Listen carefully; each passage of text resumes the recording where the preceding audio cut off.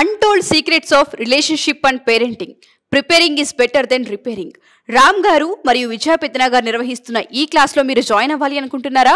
ఈ నెంబర్కి సంప్రదించండి.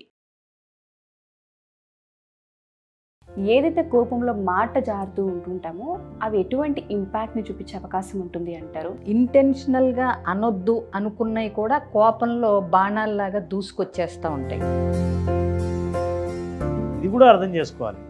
వేసిన బాణం, విసిరేసిన రాయి అన్న మాట వెనక్కి తీసుకోవడం కష్టం అనే విషయం ఇద్దరికి తెలియాలి.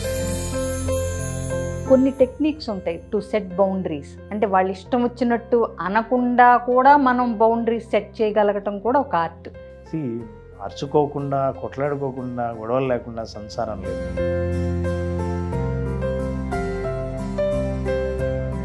నమస్తే రామ్ సార్. నమస్తే విజయ పెత్తన గారు.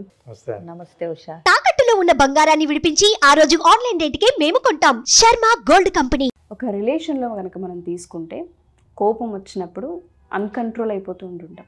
ఏది పడితే అది మాట్లాడేస్తూ ఉంటాం.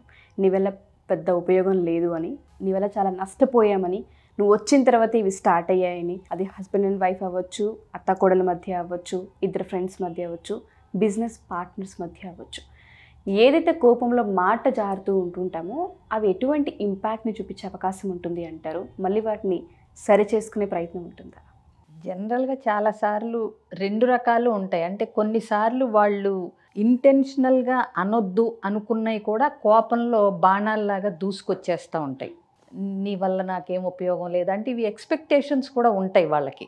అన్మెట్ ఎక్స్పెక్టేషన్స్ అవి ఉంటాయి. అవి పార్ట్నర్ వల్ల తీరట్లేదు అని అనుకున్నప్పుడు ఆ కోపంలో అవి బయటకు వచ్చేస్తూ ఉంటాయి. కొంచెం నిదానించితే కనుక వీళ్ళకి చాయిస్ ఇచ్చి, మీ భర్తని భార్యని నీకు 2 నిమిషాలు టైం ఇస్తున్నావు, నువ్వు ఎలా తోలనాడతావు, ఎలా దుర్భాషలాడతావు, ఎలా తిడతావు అని 2 నిమిషాలు టైం ఇచ్చినప్పుడు నిజంగా వాళ్ళు అవన్నీ అనరు. ఎందుకంటే ఇక్కడ 2 నిమిషాల్లో కూర్చుని ఇది అనొచ్చా అంటే కామన్ సెన్స్ పనిచేస్తూ ఉంటుంది. సో కోపంలో ఉన్నప్పుడు ఆ కామన్ సెన్స్ పనిచేయదు మనకి. ఎందుకంటే ఈ అడ్రినలిన్ రష్ పీక్లో ఉంటుంది. ఎందుకంటే కోపం వచ్చినప్పుడు మంచి స్ట్రెస్లో, ఫ్రస్ట్రేషన్లో, చిరాకు, విసుగు అన్ని పీక్స్లో ఉంటాయి. అట్లాంటప్పుడు ఫిజియలాజికల్గా లోపల కూడా ఏంటంటే స్ట్రెస్ హార్మోన్స్ రిలీజ్ అవుతాయి, హ్యాపీ హార్మోన్స్ కాదు. సో అలాంటప్పుడు మనకి బాడీ ఫ్లైట్ ఆర్ ఫైట్ మోడ్లోకి వెళ్ళిపోతుంది. అయితే యుద్ధం చేయి లేకపోతే పారిపో. కొంతమంది శాంతం కామైపోతారు, ఇంకేం మాట్లాడరు, అంటే బిగుసుకుపోతారు, స్టోన్ వాలింగ్. ఇక నువ్వు ఎన్నన్నాను అసలు నన్ను కాదు పో అన్నట్టు ఉంటారు. అప్పుడు అవతల వ్యక్తికి ఇంకా బీపీ పెరుగుతుంది. అప్పుడు ఏమవుతుందంటే ఏం చేసైనా అవతల మనిషిలో నుంచి ఒక రియాక్షన్ చూడాలి అనే ఉద్రేకం ఇంకా ఇంకా పెరుగుతుంది అవతల వ్యక్తిలోకి. అలాంటప్పుడు ఎవరైతే కామ్గా ఉన్నారో వాళ్ళే స్లోగా కంట్రోల్లోకి, మిమ్మల్ని గ్రిప్లోకి తీసుకుంటున్నట్టు. ఎవరైతే అరుస్తా నానా మాటలు ఇలా కంట్రోల్ లేకుండా వదులుతూ ఉంటారో వాళ్ళే వీక్ అన్నట్టు అయిపోతారు. కాబట్టి ఏంటంటే ఇట్లాంటివి ఇంటెన్షనల్గా లేని మాటలు కూడా వచ్చినప్పుడు మనం కథ కూడా చేసినట్టున్నాం వీడియోలో. ఇలాగే ఒక అబ్బాయికి బాగా కోపంగా ఉన్నప్పుడు, ఎక్కువ కోపం ఉండి ఇష్టం వచ్చినట్టు అందరినీ ఏదో ఒక మాటలనేస్తూ ఉంటే వాళ్ళ నాన్నగారితో కంప్లైంట్ చేస్తూ ఉంటారు అందరూ.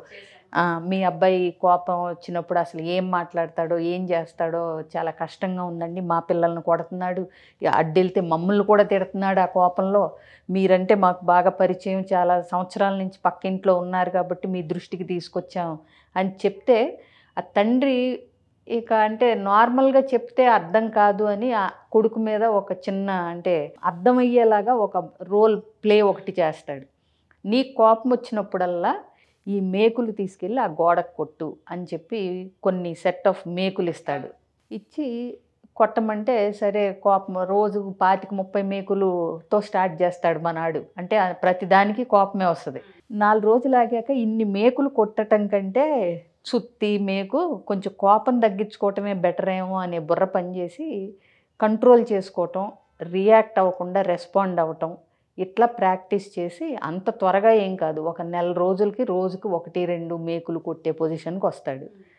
నెల రోజుల తర్వాత ఇక 1-2 వస్తున్నాయి, ఆల్మోస్ట్ నిల్ అన్నట్టే. ఇప్పుడు నేను మాస్టర్ చేశాను, కోపాన్ని కంట్రోల్ చేసి ఎలా చెయ్యాలో వీళ్ళ నాన్న కూడా తర్వాత మళ్ళీ చిన్న క్లాస్ లాగా ఇస్తాడు. ఏంటి, focus on things which you can control. అంటే కోపం వచ్చినప్పుడు నీ చేతుల్లో ఏమున్నాయి, ఏం చేయగలను అన్న దాని మీదకి ఫోకస్ చెయ్యాలంటే ఫస్ట్ కోపం వచ్చిందని గుర్తించు, దానికి ఒక పేరు పెట్టు. పేరు పెట్టాక కోపం అని తెలిసిన తర్వాత ఈ కోపం నన్ను కబళించకుండా నేను ఉండాలంటే ఏం చెయ్యాలి అని 4 డీప్ బ్రెత్స్ తీసుకుని, డీప్ బ్రెత్స్ తీసుకున్నప్పుడు ఆ ఉధృతి తగ్గుతుంది, ఆ కోపం యొక్క ఉధృతి. ఆ డీప్ బ్రెత్స్ పర్పసే అది. నువ్వు ఆగి 2 నిమిషాలు డీప్ బ్రెత్స్ తీసుకున్నప్పుడు నీకు మొత్తం అన్నీ కొంచెం లోపల కామ్ అవుతాయి. అప్పుడు నువ్వు ఫోకస్ చేయగలుగు. ఇది ఒక టెక్నిక్ అని వాళ్ళ నాన్న చెప్తాడు, సరే అంటాడు. ఇప్పుడు ఏంటయ్యా టాస్క్ అంటే, సరే నువ్వు కోపాన్ని కంట్రోల్ చేసుకున్నావు, ఆ విషయం పక్కింటి వాళ్ళు కూడా గుర్తించి మీకు చెప్పిన తర్వాత విషయం కాస్త బాగుందండి అని కూడా నాకు రిపోర్ట్ కూడా ఇచ్చారు. బట్ నువ్వు ఇప్పుడు ఒక టాస్క్ ఏంటంటే వెళ్ళి ఆ మేకులన్నిటినీ పీకేసేయి ఆ గోడ నుంచి అంటాడు.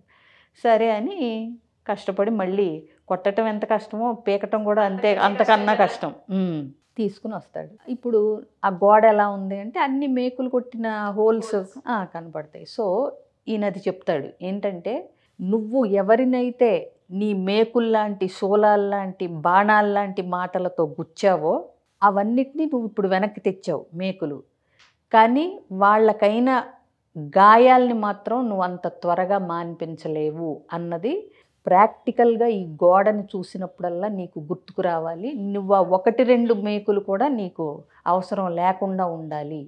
సో నువ్వు సారీ చెప్పు, అపాలజైజ్ చెయ్యి.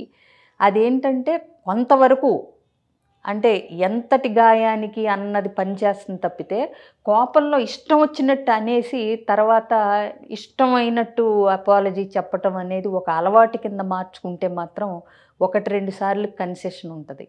తర్వాత ఛాన్స్ ఇవ్వదలుచుకోరు, ఎస్పెషల్లీ పార్ట్నర్స్. ఛాన్స్ 1-2 సార్లు చూస్తారేమో కానీ తర్వాత ఇవ్వాలనిపించదు. ఒకవేళ మనం ఆ ఛాన్స్ ఇచ్చినా ఆ గాయం ఇంకా పెద్దగా అయ్యేలాగాను మనిషి మీద విరక్తి, అసూయ, కోపం, ఏదో తెలియని బాధ ఇవన్నీ కనిపిస్తూ ఉంటుంటాయి. ఆ మేకుల స్టోరీ ఏదైతే ఉందో ఒకవేళ మనం తీసేసి సారీ చెప్పినప్పటికీ కూడాను ఎక్కడో అది తొలుస్తూ ఉంటుంది లోపల. కోపంలో అంటారు కానీ ఇలాంటి మాట అంటారా అన్నది ఎక్కడో ఆ బాధ కనిపిస్తూ ఉంటుంటుంది. ఎలా అంటారు, దీన్ని ఎలా ఓవర్కమ్ చేయాలి అంటారు. ఆ టైంలో చాలా మనుషుల్ని కోల్పోయే అవకాశం కనిపిస్తూ ఉంటుంది. కాబట్టి అడుగుతున్నాను నేను, ఏ విధంగా హ్యాండిల్ చేయాలి? ఎవరైతే మాకు బాగా కోపం, సో మాకు ఎప్పుడు ఇది రిపీట్ అవుతూనే ఉంది ఇంట్లో అన్న వాళ్ళకి మన క్లాసులో ఎలా హెల్ప్ అవుతుంది? మనకు పాత ఒక పద్యం ఉందండి, ఇనుము విరిగినేని ఇమ్మారు ముమ్మారు, ఎన్నిసార్లు విరిగినా సరే కాల్చి అతకవచ్చు కమ్మరీయుడు. అంటే కమ్మరే వాడి దగ్గరికి వెళ్తే దాన్ని ఎట్లయినా సరే అతికేసి ఇనుముది పెడతాడు. మనసు విరిగినేని చాలా కష్టం దాన్ని అతికించడం అని.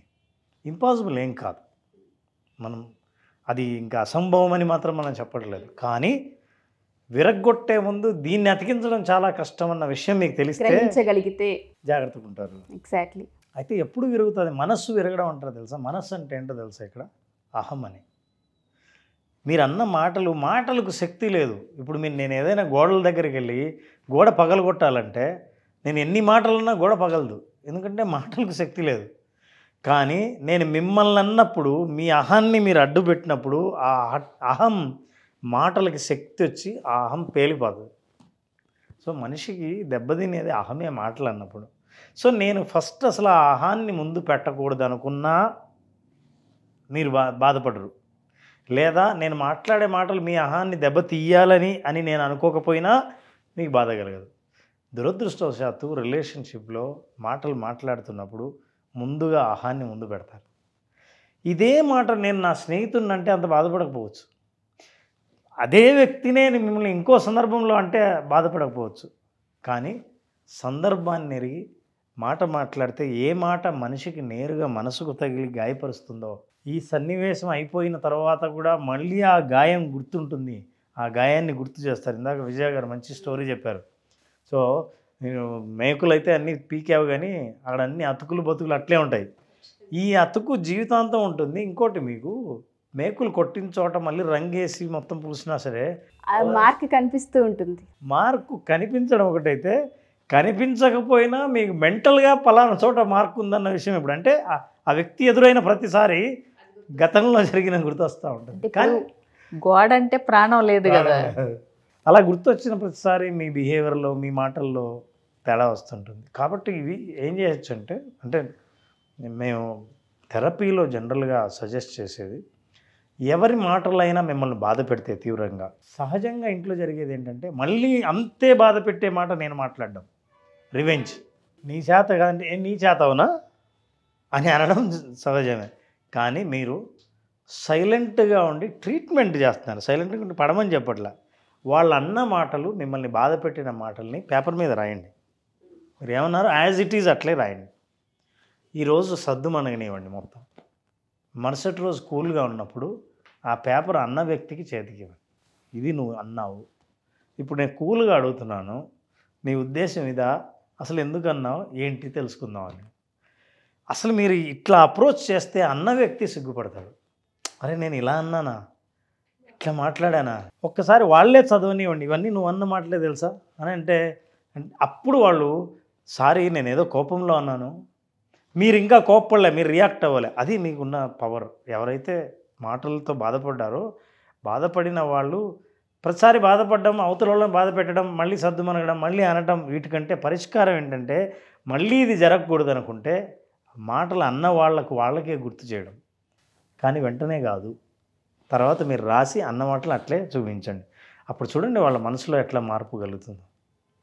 ఇలాంటి చిన్న చిన్న విషయాల ద్వారా మనుషుల్ని ఒకరినొకరు అర్థం చేసుకోవడం.